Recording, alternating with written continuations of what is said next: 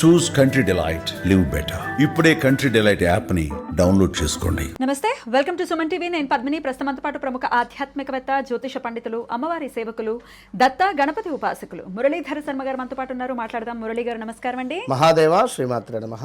October మాసం రాశి ఫలాలు ఒకసారి మనం మాట్లాడుకుంటే గనక, అక్టోబర్ మాసం ఒక సూర్య గమనం చేత మనం మాట్లాడుకునే విషయంతో పాటుగా అటు గురువు కూడా అతిచారం చాలా రేర్గా జరుగుతూ ఉంటుంది. ఎందుకంటే సంవత్సరం కాలం పాటు ఆయన ఒక రాశిలో ఉంటారు కదా. కానీ ఇప్పుడు మాత్రం అటు కర్కాటకంలోకి వచ్చి మళ్ళీ వక్రించి మిథునంలోకి వెళ్ళి ఇటువంటి అతిచారం అనేది ఉంది గురుగ్రహానికి సంబంధించి. మరి ఇది ద్వాదశ రాశుల మీద ఎటువంటి ఫలితాలను ఇస్తుంది అనేది తెలుసుకోవాలనుకుంటున్నాము. ముందుగా ఒకసారి గోచార గ్రహస్థితి ఎలా ఉందో ఒకసారి వివరిస్తారా? తప్పకుండా అమ్మా. అక్టోబరు 18వ తారీఖు ఈ సందర్భంలో ఈ గురుగ్రహం ఏదైతే ఉందో మనకు ముఖ్యంగా గురువు శని రెండు కూడా పెద్ద గ్రహాలు. ఇవి రెండు ఈ గ్రహాలకు ఉండేటువంటి ఈ యొక్క సైడ్ లుక్స్ అంటే ఎక్స్ట్రా లుక్స్ అనేటువంటివి తీవ్రమైనటువంటి ఇబ్బందులను మనకు గురి చేసే పరిస్థితి ఉంటుంది. కనుక ఇట్టి గురుగ్రహం ఏదైతే ఉందో మనకు మిథునములో ఉన్నటువంటి గురుగ్రహము మనకు సుమారుగా 40 నుంచి 41 రోజుల పాటుగా ఈ యొక్క కర్కాటకంలోకి వచ్చి కాస్త వక్రించి మళ్ళీ మిథునంలోకి వెళ్ళేటువంటి పరిస్థితి ఉంది. ఎట్ ద సేమ్ టైం సూర్య భగవానుడు అదేవిధంగా బుధుడు మనకు కన్యలో ఉండడం జరిగింది. ఈ యొక్క సూర్య భగవానుడు ఇదే మంత్ ఎండింగ్ వరకు అంటే ఈ 15 to 18, 20 ఈ ప్రాంతంలో మనకు సూర్య భగవానుడు కూడా కాస్త ముందుకు రావడం జరుగుతూ ఉంటుంది. అక్టోబర్ 16th మళ్ళీ ఆయన తులలోకి వచ్చేస్తారు. బుధుడు వచ్చేసి మనకు బుధ కుజుల కలయిక ఈ యొక్క వృచ్చికంలో ఏర్పడేటువంటి పరిస్థితి ఉంది. శుక్రగ్రహము మనకు కన్యలో ఉండడం జరుగుతున్నది. దీంతో పాటుగా శనేశ్వరుడు ఆల్రెడీ వక్రంలో మనకు మీనంలో ఉండడం జరిగింది. రాహువు ఎట్ ద సేమ్ టైం ఎక్కడున్నాడో అక్కడే, కేతు కూడా యొక్క సింహంలో.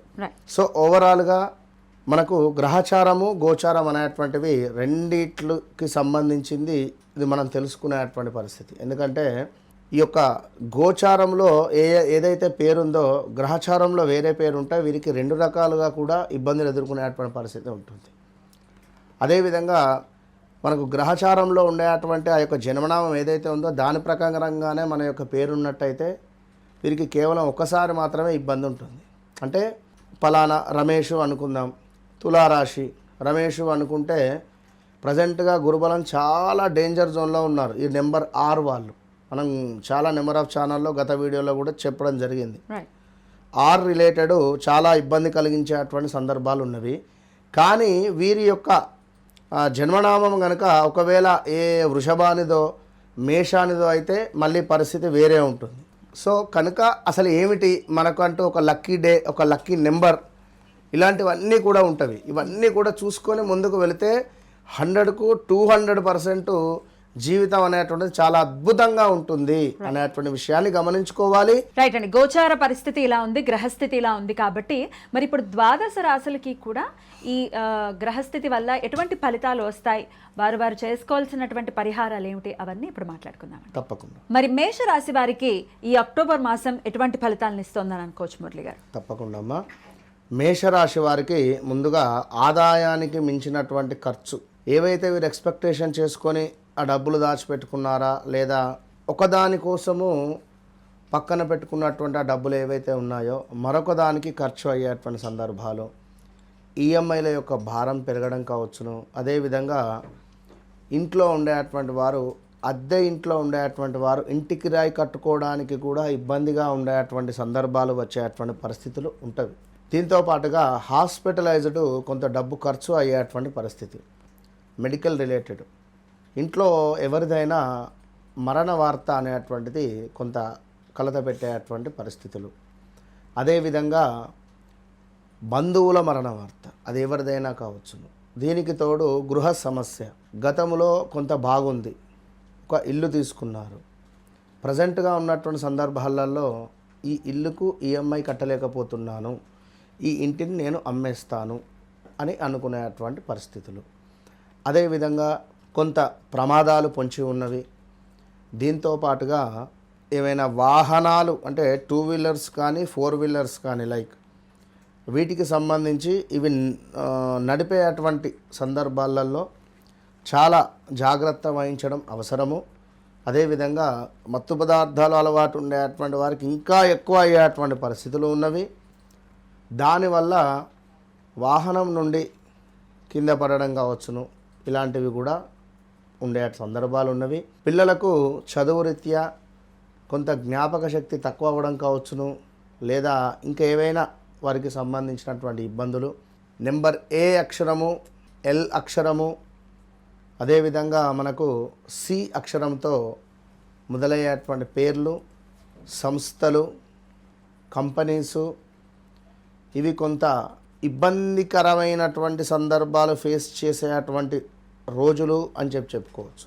అదేవిధంగా ఏవైతే చెప్పినటువంటి లెటర్స్ ఉన్నాయో, అదేవిధంగా మనం చెప్పుకున్నటువంటి ఈ యొక్క ఇందాక ఏమిటి అంటే ఇంగ్లీష్లో అశోకు, అనిలు, ఈ ఏ అక్షరంతో మొదలయ్యేటువంటి పేర్లు, లక్ష్మణు, లలిత, లత, లైక్ ఈ ఎల్ అక్షరంతో ఉండేటువంటి పేర్లు.